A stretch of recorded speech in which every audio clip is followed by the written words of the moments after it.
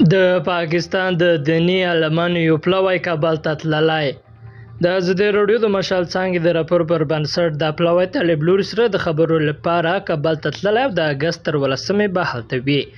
د پلوی مشر مولانا محمد طیب قریشي مشال راډیو ته ویل د پلوی د سفر موخه د پاکستان او طالب چارواکو ترمنځ ناندریو ته د پای ټکی ایښودل دي.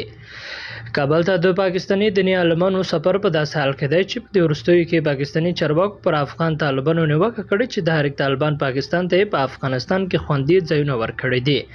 د پاکستاني چارواکو په تازه څرګندونو کې د پاکستان د پوځ مشر جنرال عاصم منیر پرون ویلي پاکستاني طالبان د افغانستان خاوره د پاکستان پر ضد ناکاروي. طالبانو بیا د پاکستاني چارواکو د تورونه رد کړي دي. بل ورته طالبانو له ولس سره د وطن د ډیریدو له کبله د بدو پایلو په اړه خبرداری ورکړ. د طالبانو د اوسني حکومت د بیا واکمنېدو په دوهمه کلیزه کې یو شمېر طالب چارواکي له ملت سره د وطن د ډیریدو د بدو پایلو په اړه خبرداری ورکوي. ښکاري یو شمېر طالب چارواکي د دوی له اوسنۍ ادارې سره د افغانانو وطن ته متوجه شوي دي ځکه چارواکي په پرلهپسې ډول د دې وضعیت د بدو پایلو په اړه خبرداری ورکوي.